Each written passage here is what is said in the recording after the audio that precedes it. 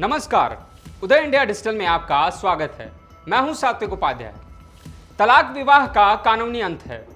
विवाह प्रणाली के प्रति विचार और विश्वास समय के साथ बदलते रहते हैं। भारत में तलाक के कानूनों को भी समय समय पर आवश्यकता के अनुसार रिवाइज्ड किया जाता है। इसीलिए भारत में 2022-23 में तलाक के नए नियमों को समझना जरूरी है। भारत में पहले के दिनों में तलाक के बहुत कम मामले हुआ करते थे, लेकिन समय के साथ यह देखा गया है कि लोगों की मानसिकता बदलती है। अब शादीशुदा कपल तलाक की ओर बढ़ने में संकोच नहीं करते हैं। यदि उन्हें लगता है कि वे विवाह को जारी नहीं रख सकते, अदालतें तलाक के मामलों को निपटाने और दोनों पक्षों को न्याय दिलाने के लिए नियम बनाती हैं। हाल ही में सर्वोच्च न्यायालय की एक 5 न्यायाधीशों की पीठ ने कहा कि यह संविधान के अनुच्छेद 142 के तहत अपनी शक्तियों का प्रयोग कर सकता है, ताकि शादी के अपरिवर्तनीय यानी अनअल्टरेबल टूटने के मामलों में सहमति देने वाले पक्षों को सीधे तलाक का आदेश दिया जा सके। इसने आगे कहा कि आपसी सहमति से तलाक के लिए 6 महीने की अनिवार्य प्रतीक्षा अवधि को शर्तों के अधीन समाप्त किया जा सकता है। यह ध्यान देने योग्य है कि यह परिवर्तन हिंदू विवाह अधिनियम में 2023 के संशोधन का हिस्सा है, जो केवल हिंदुओं पर लागू होता है। अन्य धार्मिक समूहों के अपने विवाह कानून हैं और तलाक के अलग अलग आधार हो सकते हैं। अब सोचिए, धारा 13B(2) के अनुसार जब कपल आपसी सहमति से तलाक के लिए अदालत में जाते हैं, तो अदालत उन्हें अपने फैसले में बदलाव की किसी भी संभावना पर विचार करने के लिए 6 महीने की अनिवार्य अवधि देते हैं। अब यह किस लिए थी? यह अवधि अदालत द्वारा विवाह को बचाने के इरादे से दी गई है। 6 महीने के अंत के बाद दंपत्ति फिर से मिलने या तलाक लेने का फैसला कर सकते हैं। यह एक परिवार जो समाज की पहली इकाई है, उसको बचाने के लिए थी।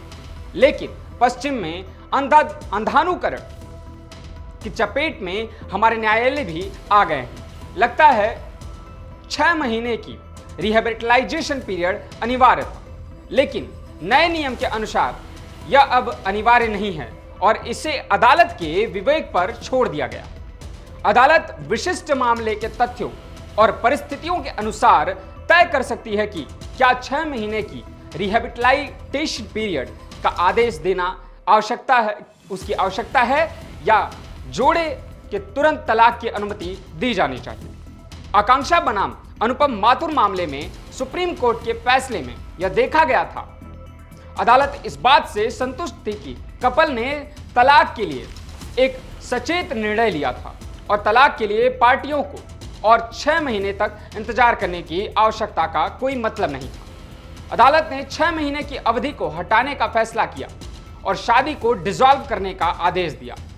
तलाक पूरे परिवार की मोबिलिटी को बदल सकता है और इसमें शामिल सभी लोगों के लिए विवाद का स्रोत हो सकता है। परिवार के सदस्यों और दोस्तों को तलाकशुदा पक्षों के साथ संबंध बनाए रखने में कठिनाई हो सकती है, क्योंकि वे पक्ष लेने के लिए मजबूर महसूस करते हैं। मैं बता देता हूं कि यह कुछ रिश्तों को अजीब बना देता है। तुलना करने के लिए अतीत में तलाक को गलत माना जाता था, भले ही वह कानून था।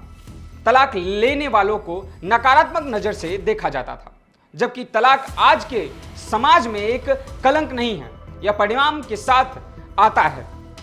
सबसे पहले ज्यादातर लोग वित्तीय परिणामों को नजरअंदाज करते हैं। तलाक के वयस्कों और बच्चों दोनों के लिए सामाजिक परिणाम भी।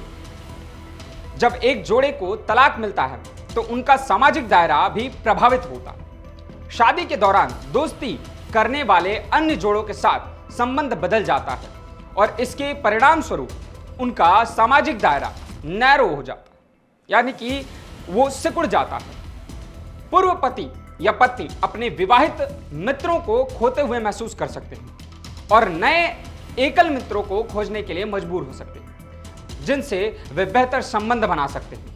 अक्सर इस तरह की स्थिति आइसोलेशन की भावना को जन्म देती है, जो बदले में डिप्रेशन में बदल सकती है। साथ ही ज्वाइंट फैमिली के सदस्यों को भी तलाकशुदा जोड़े के साथ संबंध बनाए रखना मुश्किल हो सकता है, क्योंकि वे पक्ष लेने के लिए मजबूर महसूस कर सकते हैं। बच्चे भी पीड़ित होते हैं क्योंकि उन्हें एक घर से दूसरे घर में भेज दिया जाता है। इसके अलावा तलाक का बढ़ना युवा पीढ़ी पर निगेटिव प्रभाव डालता है। आंकड़ों से यह पता चलता है कि तलाकशुदा व्यक्तियों के बच्चे अपने विवाह में भी तलाक की उच्च दर रखते हैं। ऐसे विवाहों में बच्चों और उनके माता पिता के बीच थोड़ी सी ही असहमति के समय वे जो सबसे आसान समाधान खोजने जा रहे हैं वह अंततः आइसोलेशन है।